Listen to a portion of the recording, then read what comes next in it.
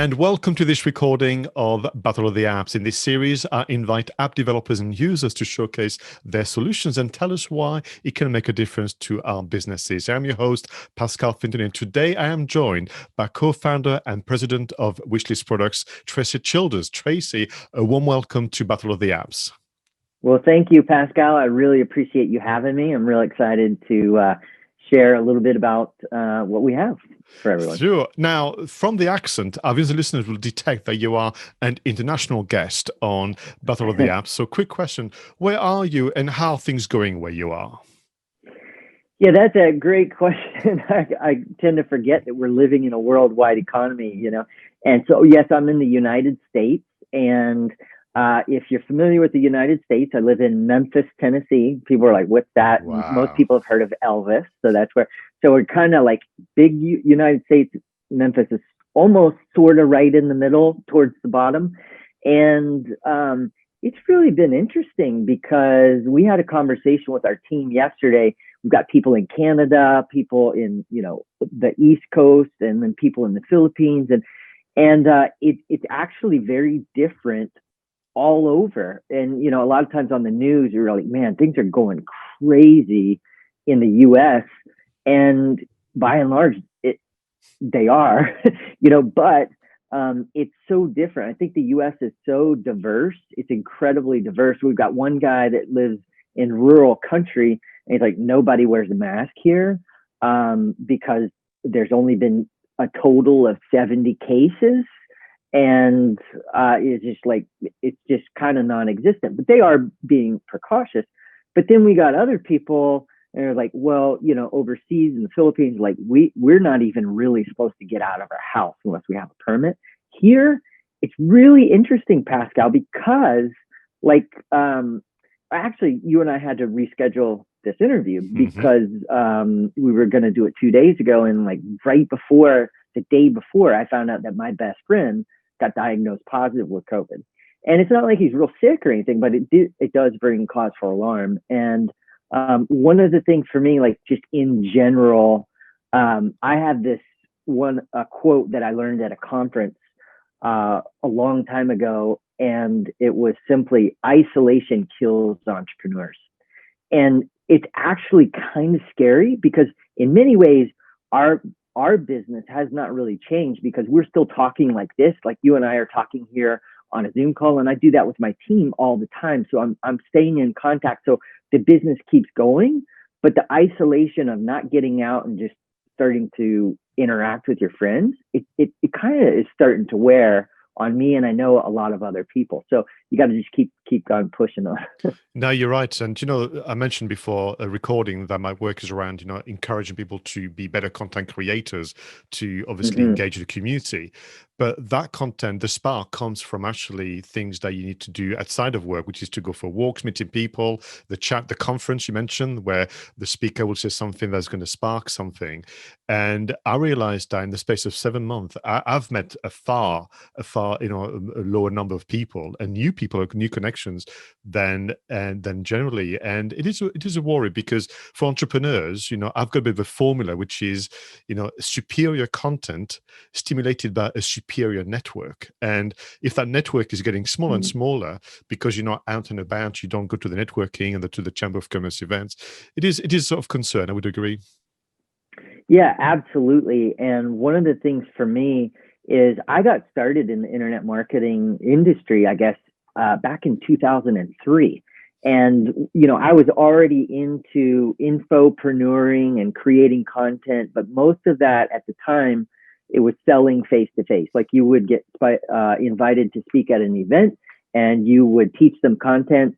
And then you would say, I have a home study course to follow up. That was the typical model. And then it was just a natural occurrence that, the next step was internet marketing. In 2003, I started attending conferences, and I typically would attend 2 to 4 conferences every year. So if you look at that and you say, hey, that's over 15 years, you know, we're coming up on like 17 years of that. It's like, I know a lot of people.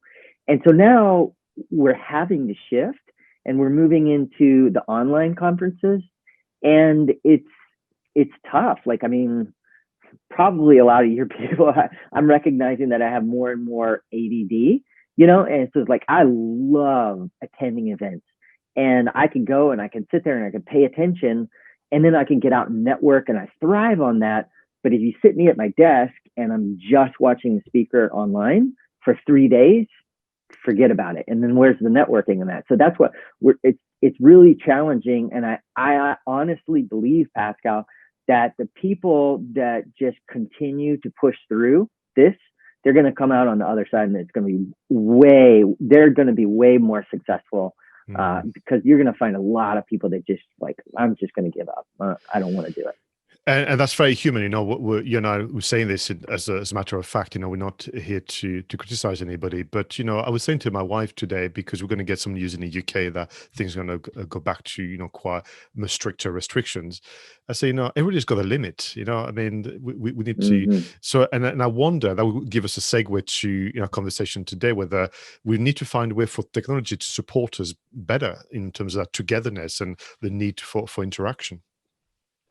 Yeah, I totally agree. And I think that, you know, we were talking earlier about Zoom, and I've seen some funny jokes, and I've seen some not so funny things that have happened on Zoom. But, you know, if you dial back 12 months ago and I were to talk to you and say, hey, do you just want to get on Zoom? It would have been a natural thing. But if I had said something like that to my grandparents, or, you know, my parents, my kids' grandparents, you know, they were like, well, what's Zoom, you know? And now everybody knows what it is. And not only do they know what Zoom is, they're also starting to see all the competitors, because it's all of a sudden coming a huge, huge need for people to figure out how to interact with each other. Also, what I'm noticing is a huge shift. And prior to living here in Memphis, Tennessee, I lived here for 19 years, and I moved to Park City, Utah, which is a small town. It's a ski town. And my family and I were going to live there for a year, and it quickly turned into 4. But the reason why is it's such an incredibly beautiful place.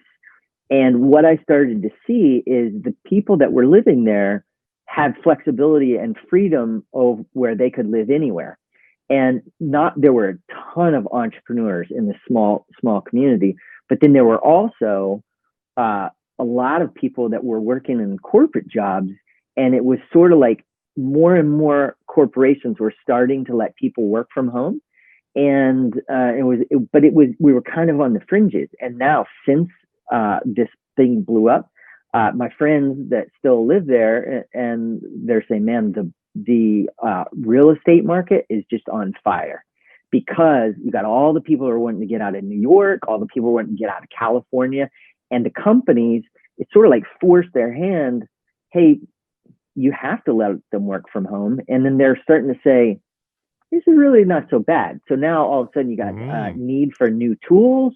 It creates all kinds of new needs for people. And, you know, when we were first going in to this, I was telling my wife, I was like, man, right now would be an awesome time to be an online therapist, because nobody can get out and everybody needs therapy, you know, and it's interesting times.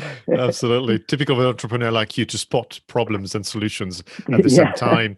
So talking of which, so we're going to talk today about one of your flagship products as part of the WishList products family, which is WishList Member, which is essentially a way for people to turn their WordPress blog into a membership site.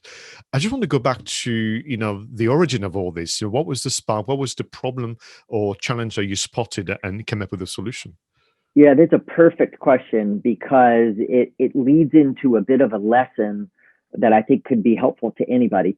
And prior to me starting WishList Products, and I started with a good friend named Stu McLaren. He was my business partner when we started all this. Prior to this, I was already selling software online. And what I recognized was I started in certain things, and there's like, okay, that's going to be a good one. And then the big need if you dial all the way back to 2004, my big product was a product called the FLV producer. Now, FLV stands for Flash Video. And at the time, the current problem was, man, 2004 is the year of online video. And people were like, well, how do I do it? Do I put it in QuickTime Movie? Do I put it in Windows WMV, Windows Media Video, whatever? And finally, something rose to the top, and they said, you know what? If you do QuickTime, it's not going to play for everybody. If you do WMV, it's not going to play for everybody. And they said, but you know what? 98% of all computers had Flash installed, Flash.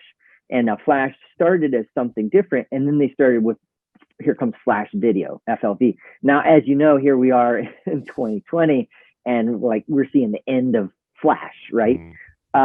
So at that time, there was a need to put online video. And what I recognized is everybody was saying the same thing. Everywhere I went to do the research, they said, oh yeah, I use this. And I think at the time it was called like Sorensen Squeeze, but it was the like primary thing, almost like the only thing around.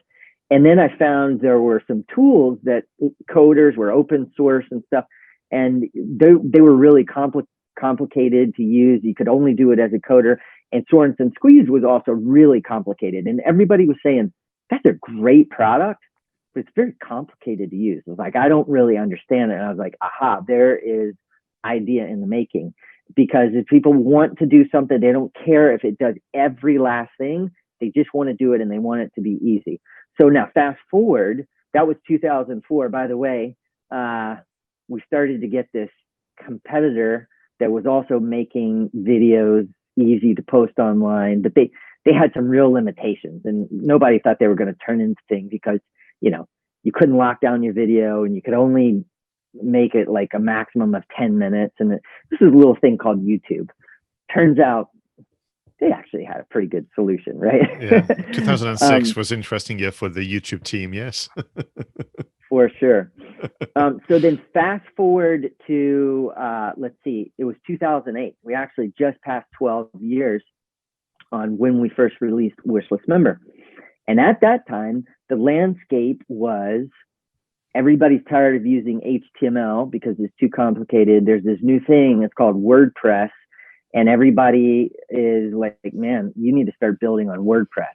It's supposed to be for a blog, but it's turning into a CMS, which is a content management system.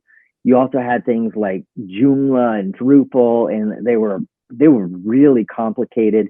But WordPress seemed to be a little bit easier, and they had themes that would say that you could make your site look great with a theme, and then you could have a plugin, and the plugin would add functionality to your site. And so what we saw was all of a sudden, people are starting to sell themes. And there was this theme company, and they were running a membership. And they were like, if you sign on, we're going to give you a brand new theme every month. And that little theme company started getting a lot of notoriety. They were way overseas in South Africa later on. So we took the same idea and said, hey, why don't we start a monthly plugin membership, so that every month we would give you a new plugin, not a new theme, because, you know, really, like, if themes are taking off this big, you really don't need a new theme every month, do you? Because you kind of get it to how, but you do need new functionality. So we thought the idea of creating a new plugin every month was going to really take off. So I'll finish up that little story. That little theme company was called Woo Themes.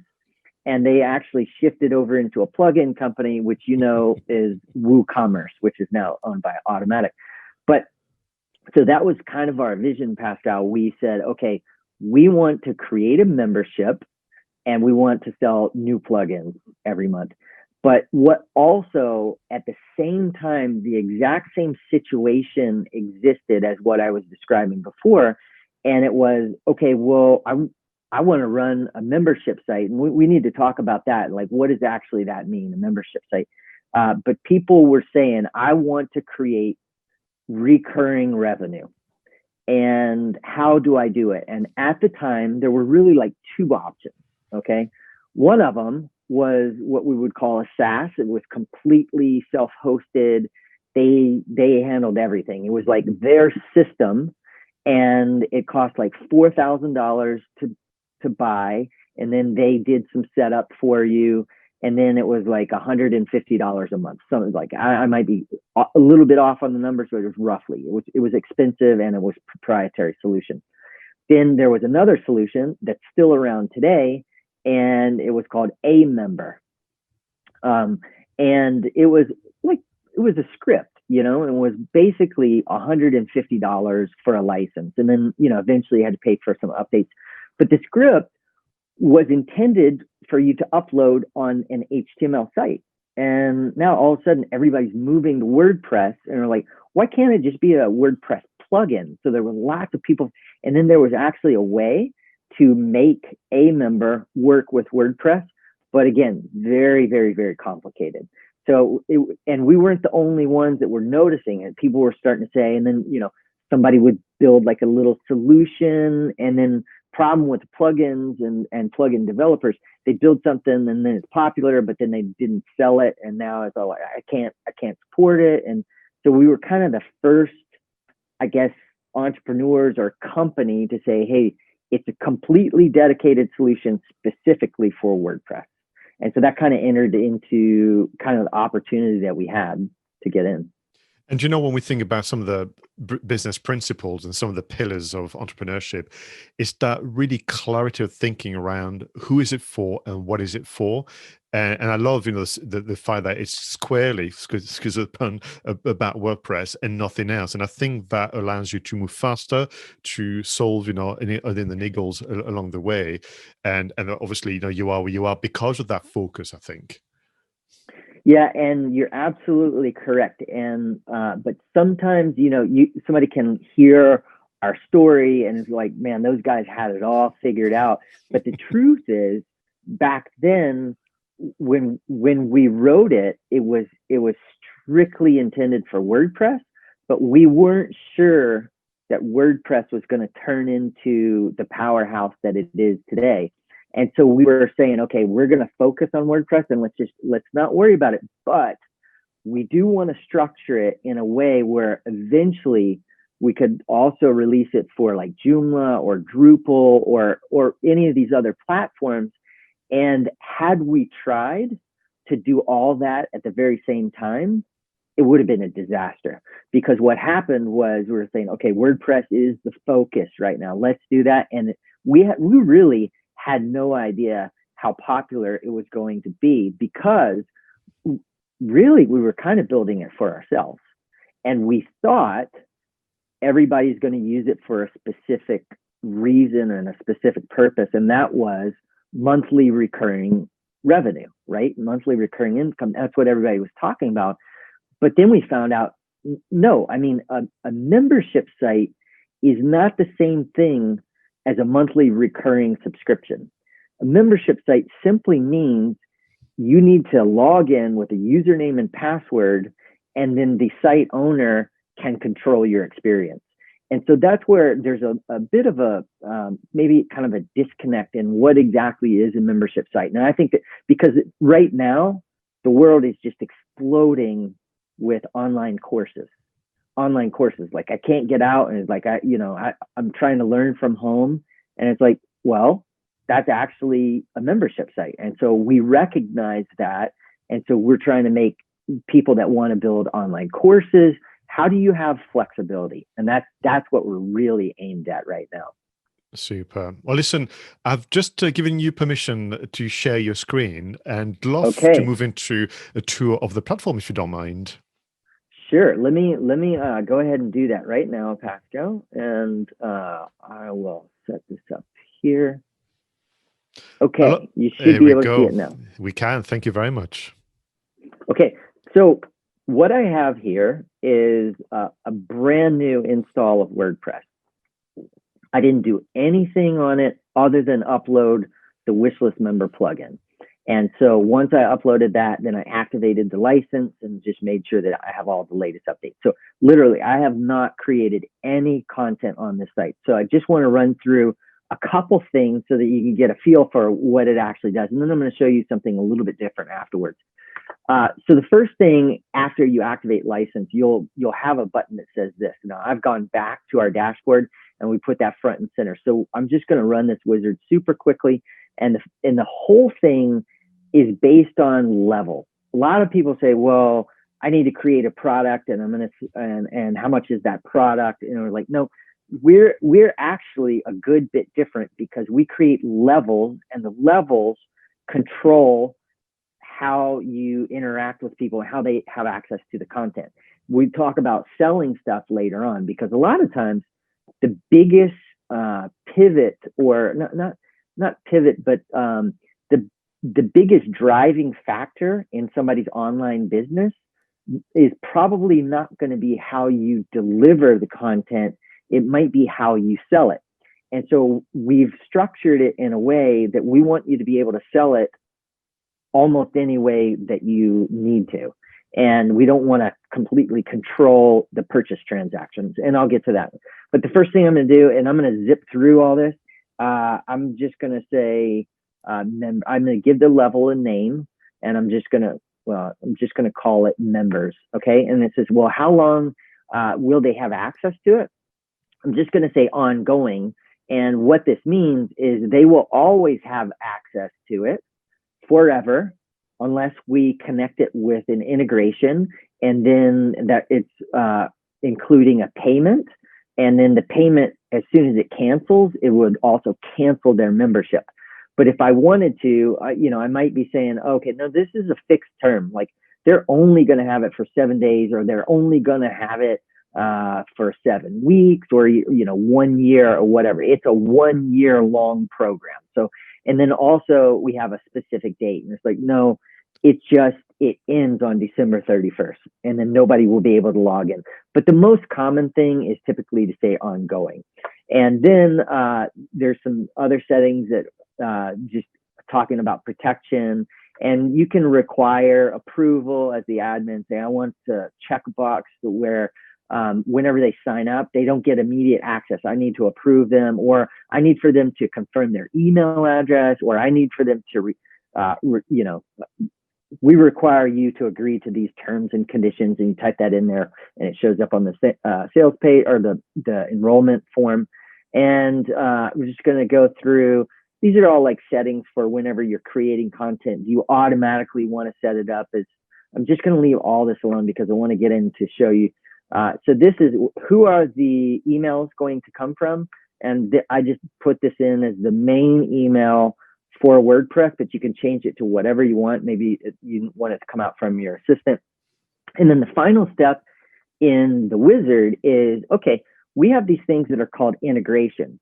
And if you want to accept payments from one of these third-party payment providers, let's go ahead and enable it right now. And I'm not going to enable it. It's automatically going to turn on Stripe anyways. And also the same thing with email integration. So an email integration is sort of like saying, okay, you got added to this membership. Do we also want to add you to a mailing list? And then you got removed from this membership. Do we now want to remove you from the mailing list? So that's your basic integration. So let's just go ahead and click on save. And then it says, okay, do you want to run the wizard again? Because you might want to set up another level, but I'm not going to. And I'm just going to come in here. And now that we have a basic membership level, I'm going to show you how this can work. And so I'm going to come now over into pages. And well, first of all, let me jump over here. I'm going to switch into Firefox. So this is literally the very same website. And yep. If you know much about WordPress, it's a clean install, nothing there. They create a sample page. They usually create one blog post. And so I'm going to click on this sample page, and you can see now there's the sample page. So let me go back. And the purpose of me being in Firefox is so that I can act like I'm just a regular user. Okay. And now I'm going to switch back into Chrome. And when I'm in Chrome, I'm actually logged in as the admin. Okay, so now what I want to do is I want to come over here and go to the pages, and you'll see this is the sample page that we were just looking at. And so now I'm just going to click on this, and again, first time, so they're trying to tell me about Gutenberg. I'm going to scroll all the way down, and you'll see that this page was unprotected. So the first thing I'm going to do is I'm going to protect the page, and it says, okay, it's protected. Which membership level should have access to it? And I click here, and I only have one. If I had created multiple levels, you could say, I want these levels to have access, but not these. And there's all kinds of different sort of things that you can do. And then we also have things like pay per post. And if you don't want to create a membership level, but you just want to have access to one single item, maybe it's like a bonus item or something like that. So I'm just going to click Save Settings here. And so now the big difference is this is protected. And we've also said you have to be in the members level in order to do that. Okay, so let's jump back over into Firefox. I'll just refresh the site. And so now when I click on sample page, before we went straight to it. And now, of course, I need to refresh. Let's see. Well, that didn't work how it was supposed to. You know what? I think I needed to protect it, apply settings, and then I probably need to update this. And probably also, actually, I just realized I think that we have caching turned on. Yes, so you have, I probably should not have loaded that page before I showed you the demo. So let's see what happens here. Yeah, I opened it in a new page, and it says, instead of going to the sample page, it says, oh, hey, the content you're trying to view is for members only. Please register or log in order to access this content. Now, I want to show you one thing and just talk about, why that came up and kind of the level you have of control. And then I'll pause to see if you have any questions, and then we'll go on to maybe a little bit more of an explanation of some of the things. So let me close out of this, and I'll actually jump back over into Chrome, and let's get back in here. And I want to go into the WishList Member settings, and I'm going to go to the advanced options. And under the global defaults, we have what are called error pages. Now, that error page that you just saw in Firefox was the non-members error page. It meant you're not a part of that membership level. So what do we want to do? So I'm going to click on configure, and by default, we just made it easy. You remember this? I read this message out to you, content you're trying, and then we put in a short code for a login form. Now that message showed up automatically, but what you could do is you could create your very own page, and you could style it and put all kinds of stuff on it. And then you would say, I want them to see that. Now I don't have a page, so I'm just going to create a page, and I'll say error, let's just say members only. I'll get rid of that equals there. I don't know why I did that. And then it will just create the page for us. Now it's set to go to that page. Now, alternatively, you could also say, I want to go to a URL. And so you're kind of like, well, what would be the purpose of going to a URL? Well, a lot of people use things like funnel builders, ClickFunnels, group pages, group funnels, all of these things. And you could say, hey, you tried to hit a page that was protected. Now we want to send you off to a sales form and sales page. So it gives you a ton of flexibility. I'm just going to switch it back to message, and then we'll move on here. And yeah, so I'm going to pause there and see if you have any questions so far. Yeah, question and the comments. I'm listening and watching, thinking, oh my God, this is so intuitive, but in a way, I wonder whether in your experience, there's an exercise to be done just before jumping onto the dashboard, which is to pen and paper, whiteboard, Post-its, and actually mapping a bit of a journey so that then you can replicate that using, your solution. You're absolutely correct. And what we find is the more you can think it through and structure it, the better off you're going to be. And we typically, whenever I'm building something, I go through a process that's called wireframing. And wireframing come in many forms.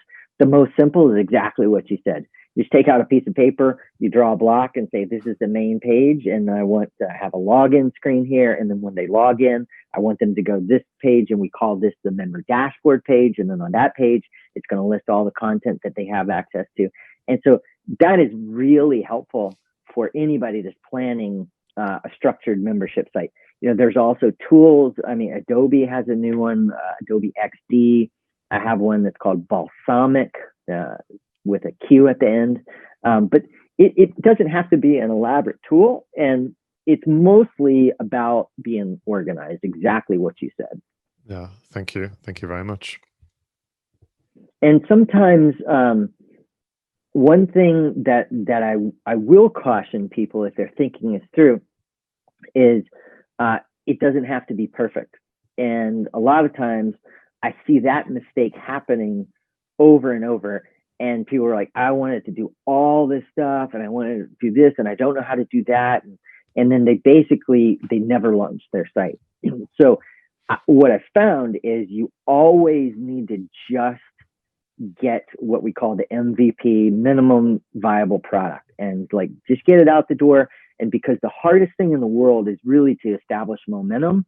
Once you establish the momentum, then you can start making it better and better and better and better. Yeah, I always say to my clients, it's best to have many small victories than going for the big bang at the end, because actually project fatigue, and sometimes just, you will learn so much from the MVP that the next stage of evolution will be the greater for it. Absolutely. Absolutely. Okay, so are you ready to jump into some more stuff? Thank you. So what I'm going to do is I'm going to come over here and I'm going to go back to the setup area. And when we ran through the wizard, we said we wanted to have a new membership level, and I just called it members, and it put it there, and everything is there by default. And we have spent a ton of time making it very intuitive, and certain things about the interface you might not even notice. But if you only have one membership level, then there's certain things that you can't even do. And so you won't even see them, because we want to make the experience as easy as possible. But really probably the biggest question that comes up is, okay, I created this membership level. Now, how do I let them get access to it? And I'm going to show you two ways. The first thing, we already talked about this. Is there an expiration date? This thing is if you want them to have access to everything on the site. Let's just say that you had a VIP level and you had multiple levels. Some of them you may just want to say, I want them to have access to everything on the site for this specific level. But then the registration, there's two things. We have what's called enable a simple registration form. And I'll show that to you. I'm just going to copy this. And so again, we talked about this earlier. Membership's not necessarily a recurring, monthly recurring revenue. It's just controlling access. So all I did was I copied and I pasted this URL. And right now, this is simply a simple registration form. So somebody could register here and enter their username, first name, last name, email, and a password. And now they would become a member in the site, and then they would have access to it. So let's jump back over here and say, okay, well, in that situation, they actually chose their password, but we also want to send that to them in an email. So we have all these email notifications, and this goes to a new member. And so you can edit the email and you can make it say anything that you want, but we've already got it where it'll include the username and a password. So this also works if you're using an integration where they're paying for it on another method and then they're creating the account afterwards. It triggers this email. So I'm going to jump over there, and that was basically saying, here's how somebody could register for free. And if you just did not want that to be available, you can totally turn that off. That way nobody could ever get access to it unless they came in through one of the paid methods. And so let's jump over there, and I'll talk to you about the setup, because I do that from time to I'm under setup right here. The first thing goes to levels, and now we're going to go to integration. Now I realize, Pascal, we're not going to have time to cover every last thing, so I'm going to try to kind of zip through this, and then sure. save some time for you to ask more questions. So the first thing that we have are payment providers. And what we've done is, I kind of alluded to this before, is what we really want to do is we want to provide the most flexible solution for anybody using a membership site. We do have Stripe enabled by default, and there's also PayPal. Now, PayPal, you see we've got 3 versions of PayPal because they always change. PayPal and Stripe are kind of unique in the sense that we create an order form and handle the transaction with them. And those are really the only 2 that we kind of control the transaction. All of these others, we do what's called getting behind the transaction. So meaning you set up the product and how much it costs and everything inside that shopping cart account. And then when somebody buys it, they pay for it there. And then it creates the account. Same thing, this is very, very popular with WooCommerce. So you would set up a product and then we connect in with WooCommerce. And then as soon as they purchase that product, it automatically creates an account in the membership site. And then if they refunded it, it would also cancel it out. So these are all kind of similar. Now I'll move over here to email providers. And I kind of alluded to this earlier and mentioned it. Whenever you get added to a level, you get added to a list, you get removed from a level, you remove from a list. But we can also do all, I don't have any of these installed, so it's going to be difficult for me to show you. But what we've done is we set it up on a kind of a trigger and action system. And so not only if you were added to a membership level, you could be added to a list, you could also be removed from a list. And let me tell you why that's important. Because if you think about the whole customer journey, the customer life cycle, typically people come in as a prospect and now they're on a prospect list and you're always emailing them. You're always emailing and saying, hey, buy my stuff, or, and then all of a sudden they buy your stuff.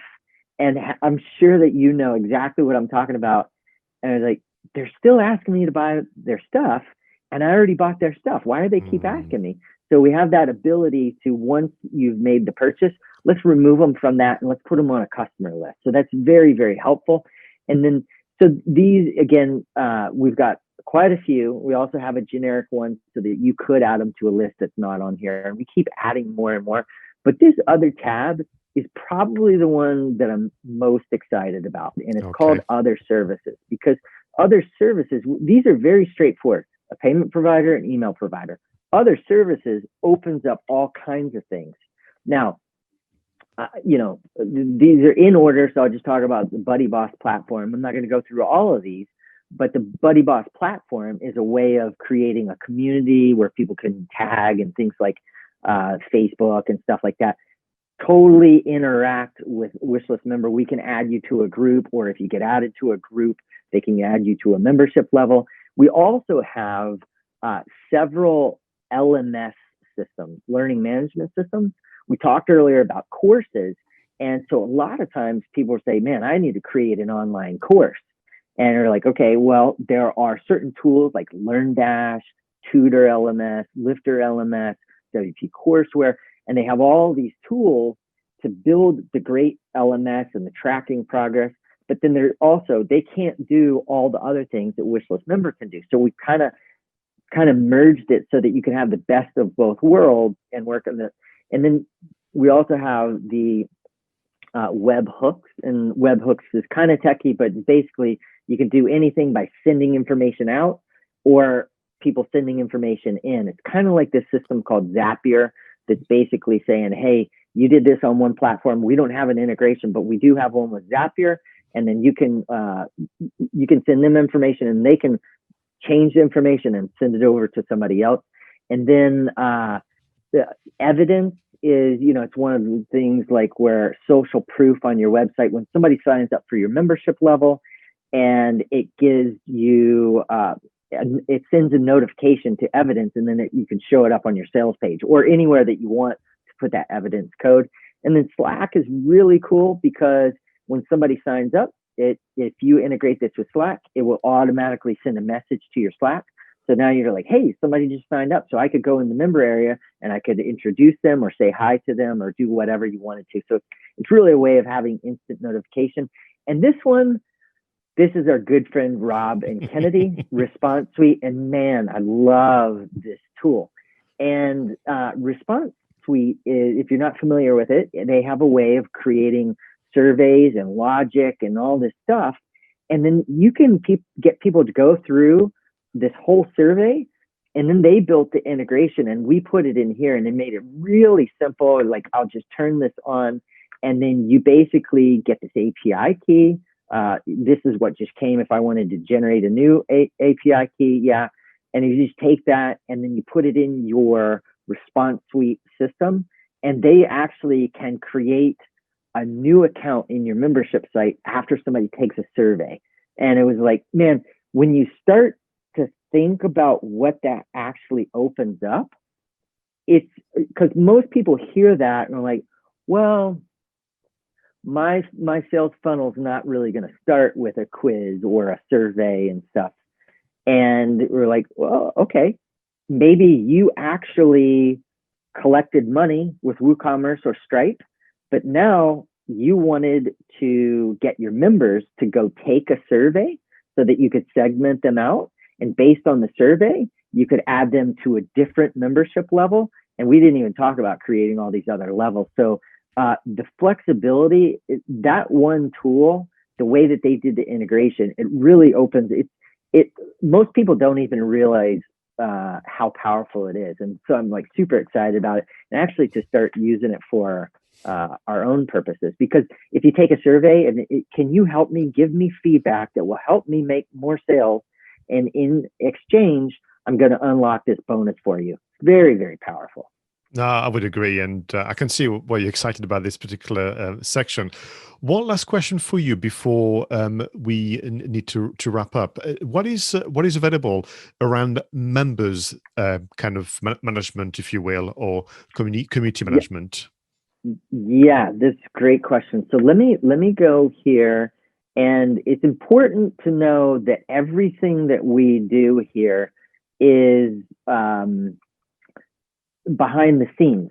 So we're not a page builder. Right now WordPress has Gutenberg, and then a lot of people use Elementor and Divi and stuff. You use that to build out your site, and you use WishList Member to control it. So once you have somebody, this is just the only user. This is me, and I will go ahead and add me to this membership level. And I can say, do you want to send the email or not? I don't need to get the email, and I don't need to require confirmation. But now that we have this record in that membership level, I can remove it. I can add it to another one, and there's all sorts of different things that you can do. But you can also come in here and you can update all the information here. You can add more levels. Again, we only have one level. Wish we had more time. I would go in and we have this whole thing called actions on levels. So once they get added to a particular level, you could add them to another level if you had those. You can unlock a paper post. You could trigger an integration with all these other different things. So you can string in this whole little system of automation. And so it really, it kind of brings me back to when we kind of first started doing this, Pascal. And we really thought we knew how people were going to use this tool. And again, we talked about the recurring revenue, and it's like people are going to have one membership level and they're going to collect monthly payments, and it morphed into something completely different over time. And there are people using WishList Member with WordPress in ways I never would have dreamed of, and it's taken a whole new life of its own. No, absolutely. It makes me think, that old kind of adage of, that the mentor will learn from the mentees, So I think that's great. One more question, if you don't mind. What have you got out of interest? And I'm just curious about the platform. What have you got in and around maybe content management or kind of content tagging or that kind of things? As far as the content management, you mean tagging? Yeah, a way Like, for, if because over time, the bank and vault of content can sometimes become slightly overwhelming. So have you, I'm just curious whether you have anything that can make life a little easier for right. the Let manager. me just, I'm just pulling over another screen and Hmm. I'll try to address that question, because what I showed you before was a brand new site and all it had was one membership level. This one has three. And then this also has a lot more pages. So I'm just going to open this here and I'm going to say it's pages. It'll show a list of all the pages. And we went into one page and I simply protected that one page and showed you here. Now, what I want to do is just, because we have a lot more going on, and as you see, also I have Tutor, LMS, WordPress is a powerhouse. And so we added this section here for content protection. And you can see now you can drill down and say, okay, I want to protect a post. I want to protect pages. You can even say, oh, I only want to protect the comments.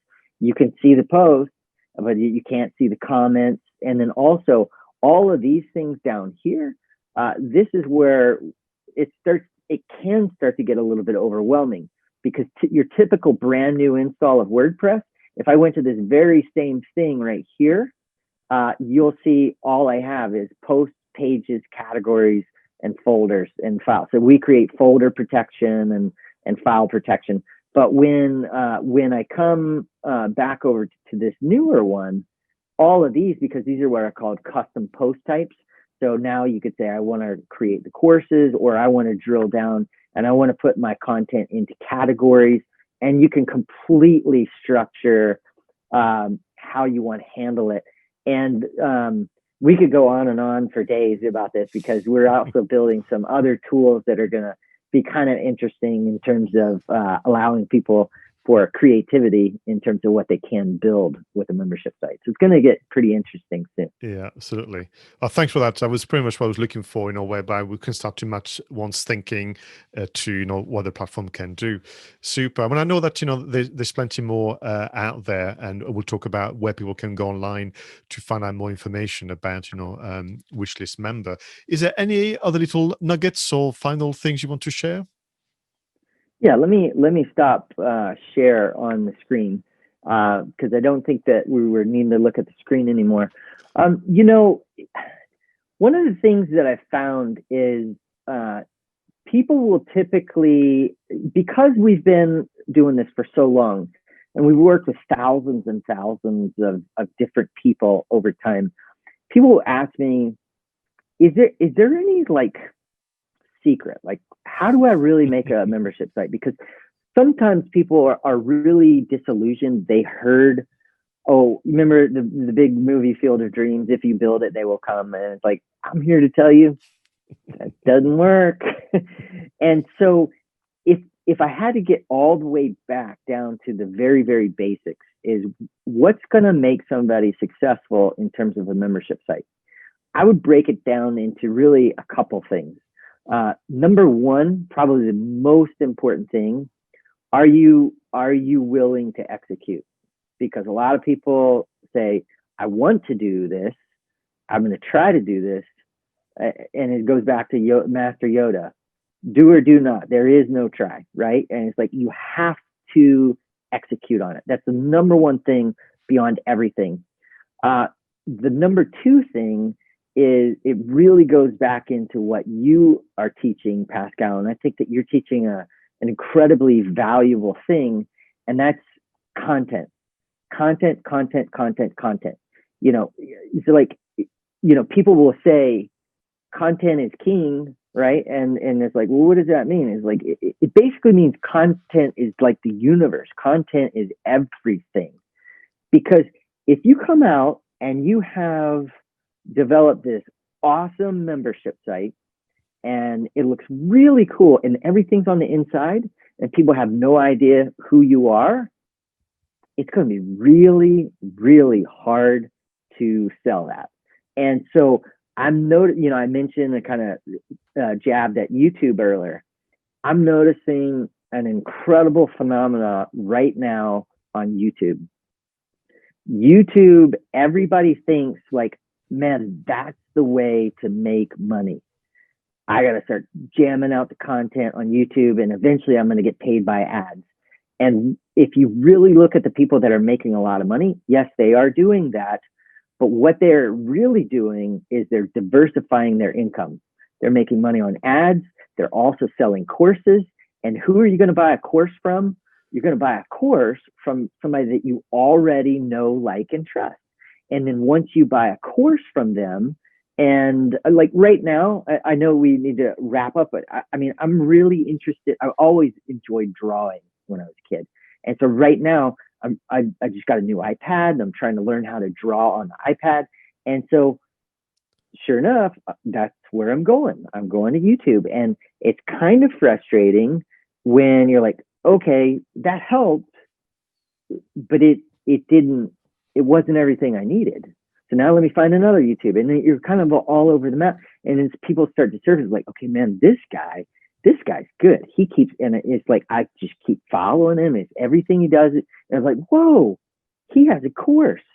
And so now I buy his course and I'm like, man, the course is what I needed, because the course took me through everything. And then, and now if he were to have a membership, a recurring revenue, I'd be way more likely to buy an ongoing membership from him. And another quick example in terms of that space, very same thing, found somebody on YouTube and maybe it doesn't matter, but they had a free course. The free course teaches you to get from here to here. Once you're here, they got all kinds of other courses that they're spinning off and selling. But the free course gets you in and you're like, man, I love them. Like their teaching style, like their content.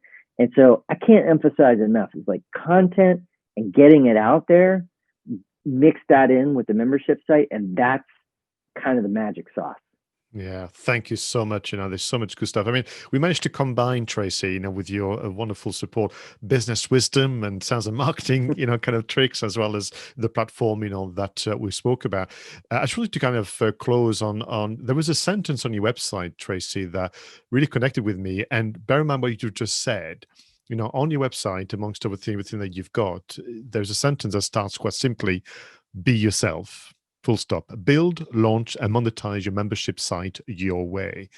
And reflecting on what you just said a moment ago, the reason why people are going to connect with you and connect with the examples you've given is that I think in some ways, those trainers, those kind of mentors, have found a way to relax into being themselves again and allowing technology to just be the channel. Absolutely. I think that is so incredibly important. And I have been around for a long time and I don't claim to know everything, but I have seen people come, I have seen people go. And usually one of the biggest tragedies that I've seen is when somebody comes in and they have a huge amount of excitement and they're ready to set the world on fire. And they feel like the only way to become successful is to emulate what they saw somebody else doing. And it's like, it's not a long-term plan. It's like, you can't do that forever. You have to become yourself. And while somebody might really like somebody's style, there are other people that are going to completely identify with somebody else's style. So always be yourself and always just keep on pushing it. Wow, it's been such a delight to have you on Battle of the Apps, Tracy. Thank you so much. For our viewers and listeners who would like to know more about the product and indeed your organization, where can they go online to get more information? Yeah, thank you. Our company is called WishList Products, and our primary flagship product is called WishList Member.